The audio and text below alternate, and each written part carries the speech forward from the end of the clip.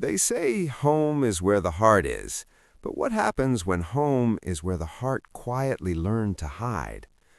Not every childhood leaves bruises you can see. Some leave silence. Some leave tension that lingers in the air long after the voices are gone.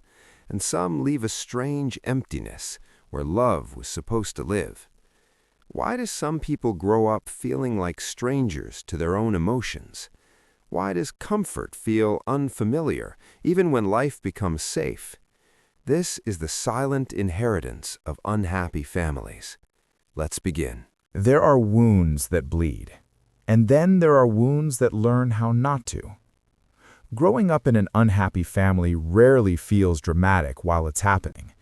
There is no clear moment where everything breaks, no single event you can point to and say, that's where it all went wrong. Instead, it is quiet, repetitive, almost invisible. It's the silence at the dinner table that feels heavier than words, the way laughter sounds unfamiliar, like a language you were never taught. The tension that hums beneath ordinary moments, like something fragile always on the verge of collapse. And as a child, you don't question it. How could you? This is your first version of the world, your first definition of love, your first understanding of what it means to belong. So you adapt. You learn that emotions are something to manage carefully, that speaking too much might cause conflict, and needing too much might push people away. But here's the quiet truth no one tells you. When something is repeated long enough, it stops feeling painful. It starts feeling normal. And that is where the invisible wound begins. Not in what was done, but in what was missing. The warmth that never arrived, the safety that was never consistent, the feeling of being seen that somehow always slipped through the cracks. Have you ever wondered why certain emotions feel distant? Why vulnerability feels unnatural, even unsafe? It's not because you lack depth. It's because somewhere along the way, your depth had nowhere to go. So it folded inward, quietly, carefully, learning to survive in the absence of something it was never given. And the most difficult part, you carry this absence without realizing it has a name. Love, in its purest form, is meant to feel steady. Not perfect, but safe. Not loud, but consistent. But in some homes, love doesn't arrive like that. It comes in fragments, in rewards, in moments that must be earned and can be taken away just as quickly. A kind word after achievement, affection only when you behave, silence when you fail to meet expectations. And slowly, without ever being told directly, you begin to understand something deeply unsettling. Love is not something you have, it's something you must keep deserving. So you adjust. You become more careful, more observant, more aware of other people's moods than your own. You learn to read expressions like survival signals, to anticipate disappointment before it arrives, to shape yourself into whatever version feels most acceptable, most lovable. But at what cost?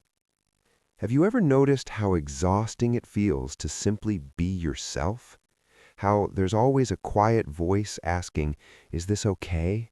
Am I too much or not enough? That voice didn't come from nowhere.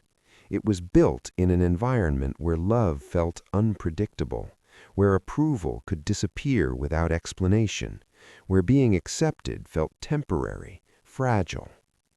And so you learn to hold on tighter, to try harder, to become someone who doesn't risk losing it. But here's the quiet paradox. The more love feels conditional, the more you disconnect from the very parts of yourself that needed it most.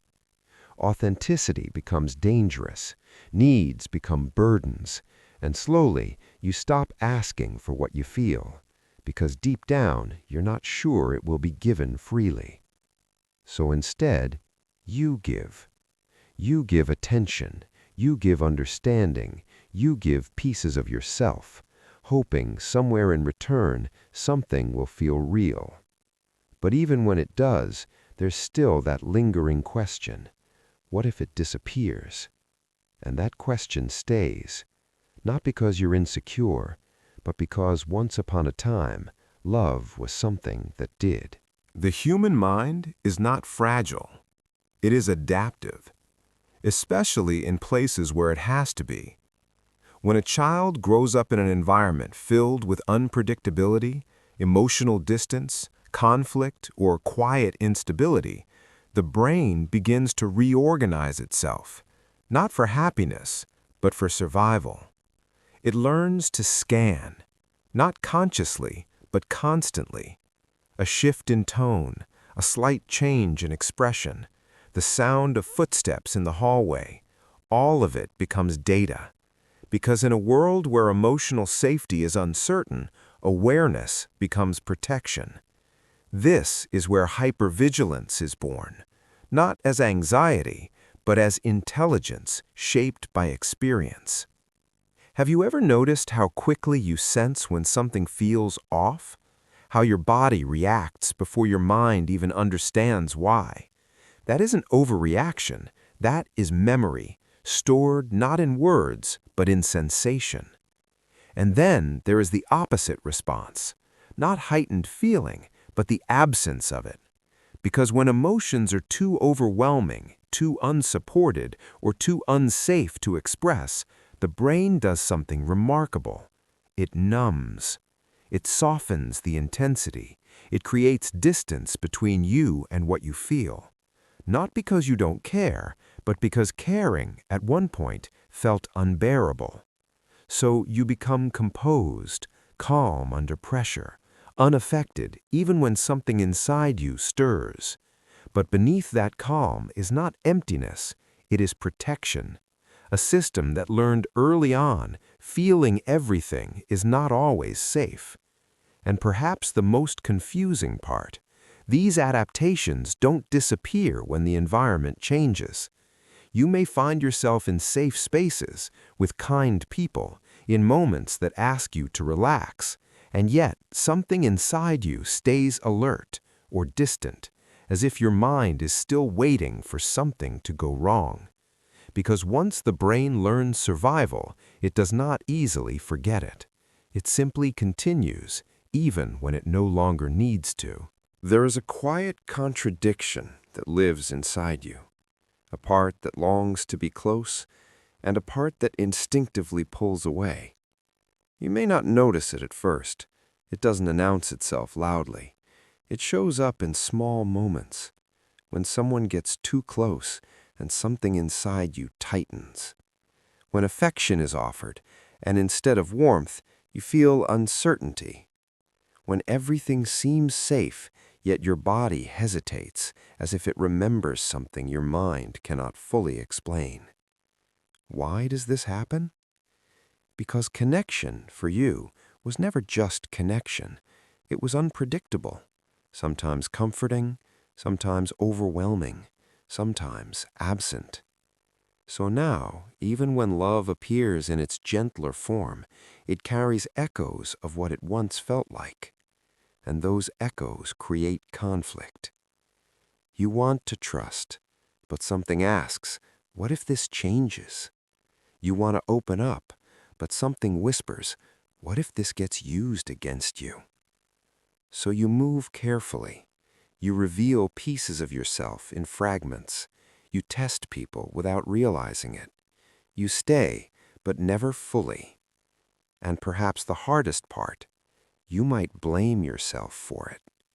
You might wonder why it feels so difficult to relax into something that others seem to do so naturally. But this isn't confusion, it's conditioning.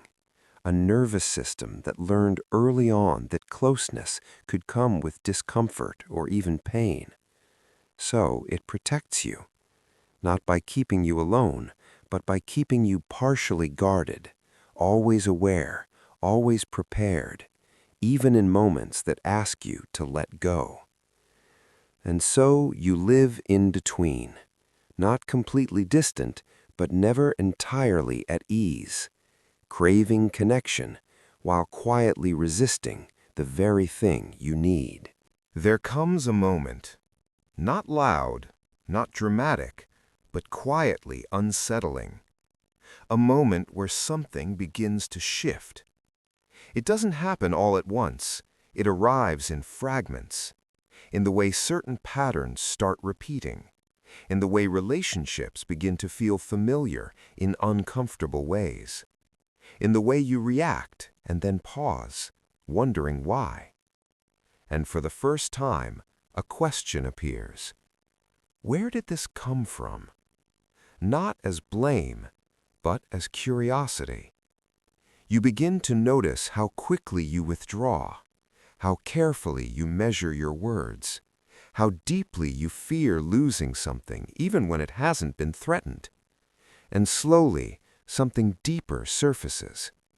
The realization that what felt natural was never neutral. It was learned. Have you ever felt surprised by your own reactions, as if a part of you is responding from somewhere older, quieter, untouched by time? That is the past, still echoing, not as memory, but as pattern. And this realization can feel disorienting, because it asks you to look at something you've lived with for so long that it became invisible. It asks you to consider that the way you love, the way you protect yourself, the way you interpret closeness, may not be who you are, but what you adapted to. And in that moment, something fragile begins to form. Awareness. Not as judgment, not as criticism, but as a gentle light falling on places that were once left in shadow. You start to see the difference between who you had to be and who you might have been in a different environment. And while that realization can feel heavy, it also carries something unexpected. Space. A quiet opening, a pause between reaction and understanding. Because once something is seen, it can no longer remain completely unconscious. And that is where change, quietly, begins. There is something deeply disorienting about realizing you were never taught how to feel safely. Not because something is wrong with you, but because something essential was missing. And so what comes next does not feel like fixing. It feels like learning a language you were always meant to know, the language of your own emotions. At first, it feels unfamiliar. To sit with a feeling without rushing to silence it. To notice a reaction without immediately judging it. To experience closeness without expecting it to disappear.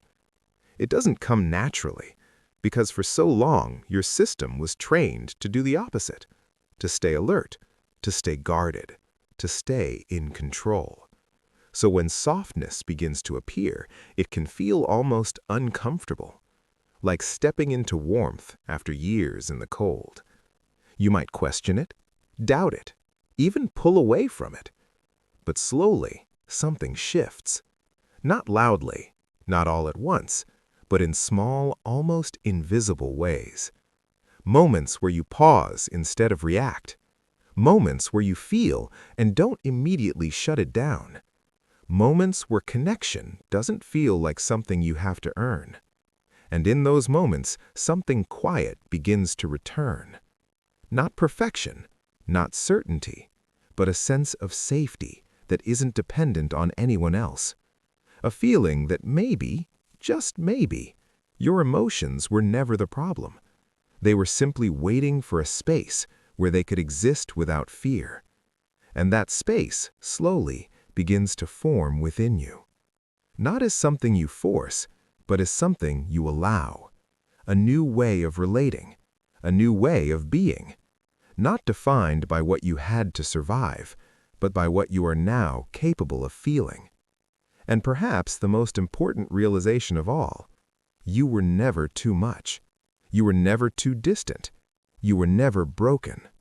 You were adapting to a world that didn't know how to hold you.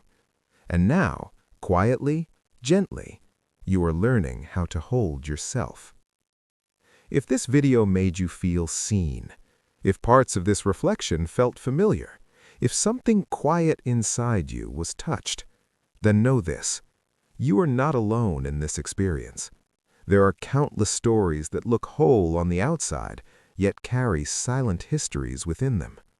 And there is nothing strange about the way you adapted, nothing unusual about the way you learned to protect yourself. It made sense in the world you were given. If you'd like to stay connected to this kind of reflection, to a space where the hidden corners of the human heart are explored with care and honesty, you're always welcome here. And if you feel comfortable, you can share your thoughts in the comments. Not because you have to, but because sometimes your words might help someone else feel a little less alone. Take care of yourself. You deserve gentleness.